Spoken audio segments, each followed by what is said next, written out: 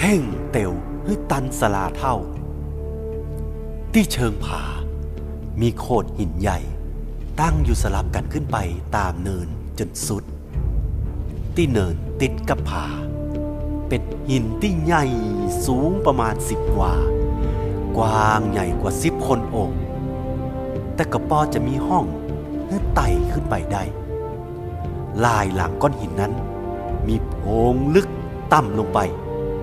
บ่มีทางที่จะพอจากป่าตั้งลุ่มหันได้เลยถึงบ่มีใครเคยหันถ้ำนี้มาก่อนทางลงถ้ำนั้นค่อนข้างจะชันปากโพรงก็กว้างเท่ากับตูบน้อยทางเดินนั้นลึกลงไปยิ่งลึกก็ยิ่งมืดพ่อบ่หันแสงจากทางนอกแล้วหันก็แสงจากคบที่เกียมมาตอยทางเดินทางในก็ค่อยกว้างขึ้น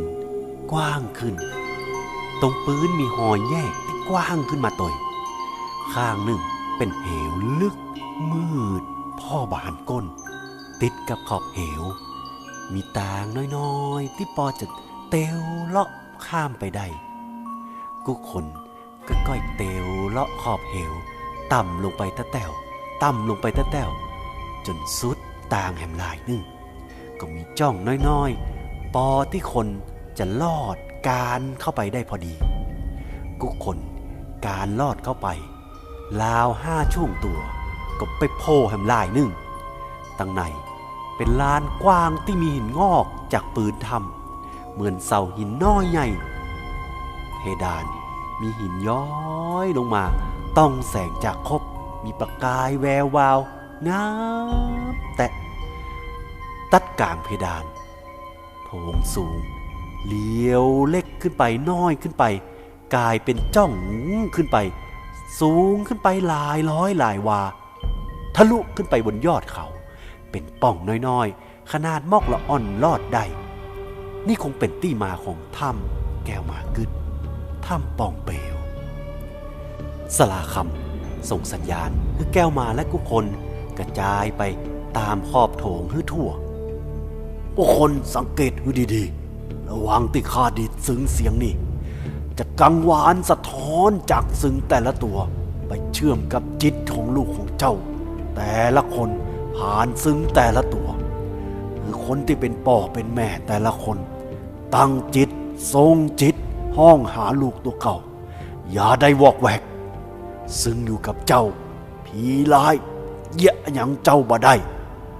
ว่าแล้วสลาเท่ากบไต่ขึ้นไปบนเนินสูงกลางถ้ำร่ายเวทมนต์พึมพำแล้วก็เริ่มดีดซึ้งเบา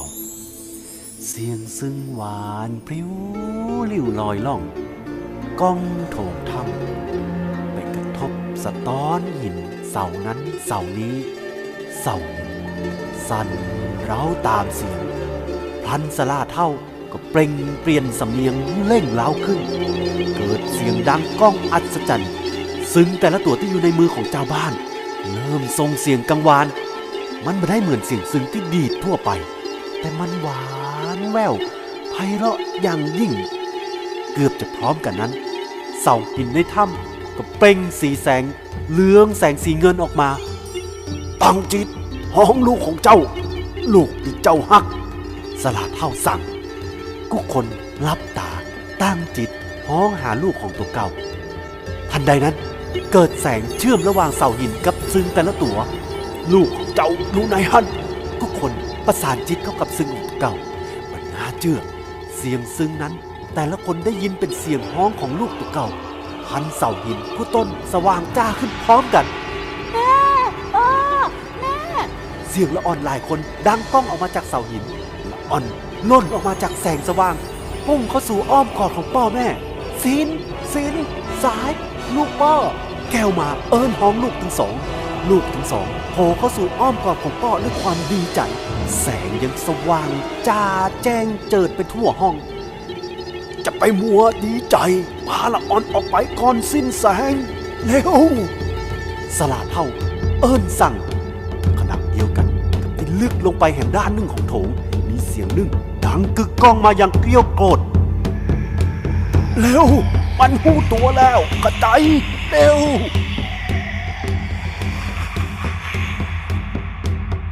เสียงคำรามใกล้เข้ามากูเตื้อใกล้เข้ามากูเตื้อสลาคำกำลังลอดออกจากห้องเสาหินเกือบจะพ้น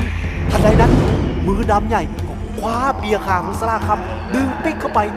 แก้วมาเปียแขนสลาเท่าไว้ตันแก้วมาเปียเอามีดอาคมในย่ามฟันชับลงไปที่มือดำนั่นได้ผลมันปล่อยสลาเท่าแล้วจักมือปิ๊กทันทีส่งเสียงโหยหวนยังโกรธแค้น มีดีเหมือนกันนี่เจ้า บัตรใดหรอกพ่อเท่ากระจายไว้เตอะป้ากระจายไว้สายทองลูกสาวเอิ้นหองที่ปากถ้ำบัดเดี๋ยวนี้ความมืดมิดของราตรีมาปกคลุมทั่วคนที่ขึ้นมาถึงก่อนก็มารออยู่ที่ปากถ้ำแล้วแก้วมากับลูกมาถึงทางที่จะขึ้นไปปากถ้ำแล้วลูกขึ้นไปก่อนเร็วตะอ่อนทั้งสองไต่ขึ้นไปอย่างรวดเร็วเอาล่ะพ่อเท่าเจ้าขึ้นไปก่อนบ่ข้าจะช่วยพ่อเท่าเนี่ยตามที่ข้าสั่งข้าจะสกัดมันไว้เจ้าเชื่อข้าซึ่งนี่ภาพมันได้มันเคยเนี่ยได้มาแล้วเตือหนึ่งแต่ถ้ามันเนี่ยบ่ได้พอเช่นนั้นสู้เขาปิดปากถ้ำเฮียบ่ต้องห่วงข้าไปทันใดนั้นก็มีลมปุ้งออกมาจากถ้ำอย่างแรงเพราะไฟในมือแต่ละคนดับวูบลงถ้ำมีเงาดำในตาสีแดงกำลังใกล้ปากถ้ำเข้ามาเต้าใกล้มาคนเต้าเสียงกึ่งก้องกังวานลมปัดสนั่นวีดวิวไปทั่ว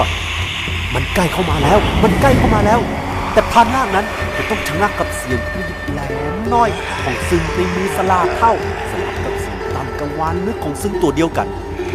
หายทุรนทุรายดิ้นรนราวกับถูกไฟนรกแผดเผาทุกคนพอลงไปสลาเท่าใจซึ้งแสนเสียงปราบมันได้สลาคำเร่งมือดีดรัวซึ้งวิเศษเป่งแสงจ้าพอหันล่างผีร้ายก็แตกสลายไปกันน้อยตามแห้งสันของซึ้ง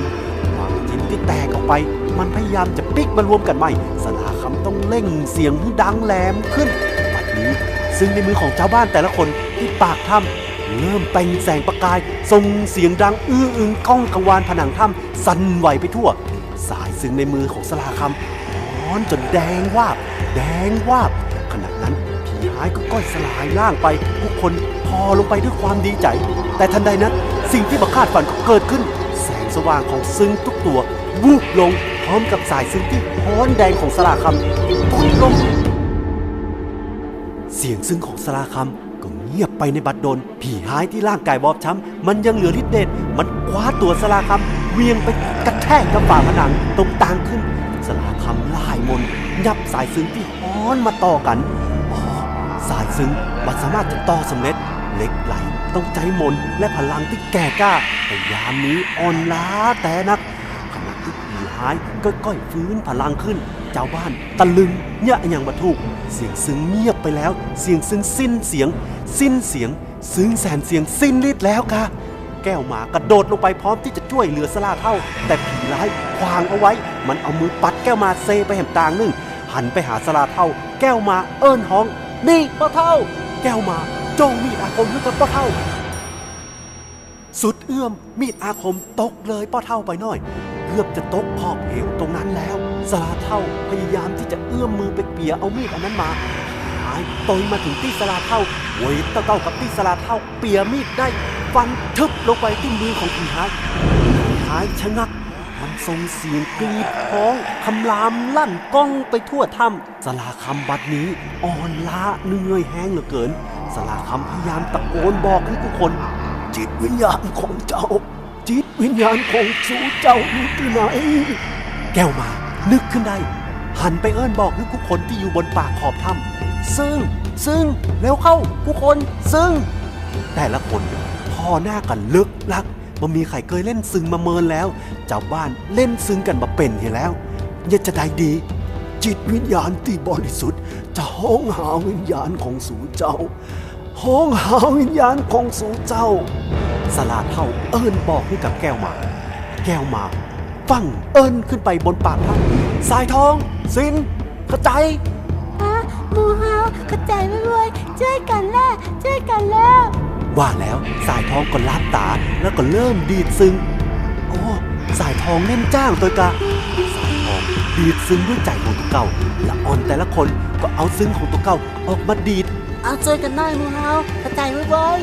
สิ่งเอิญกล้องไปทั่วปากถ้ำให้หมู่เฮาช่วยกันเอาหมู่เฮากระจายช่วยกันโว้ยดีดซึ้งกันเอาแล้วดีดซึ้งแก้วมา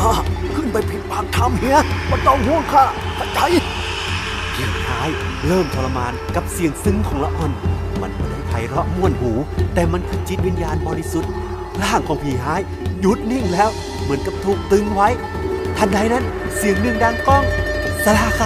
าคำต่อซึ้งได้สำเร็จแล้วต่อสายซึ้งได้แล้วซึ้งแสนเสียงกับซึ้งของละอ่อนประสานกันดังก้องปากถ้ำสะเทือนลั่นสั่นสนั่นไปทั่วไปผิดปากถ้ำเฮียไม่ต้องห่วงค่ะเข้าใจแก้วหมาและชาวบ้านช่วยกันพักช่วยกันดันก้อนหินที่ใหญ่ที่กำลังสั่นไหวรู้ได้บ่ยากก้อนหินเริ่มกลิ้งแล้วก้อนหินกระทบผนังยางโฮงเพดานถ้ำก็ถล่มลงมาลั่นดังกันทุกคนฟ้ากันมอบลงก้อนหินจากเพดานถ้ำก้อนหินแต่ละก้อนถล่มลงมา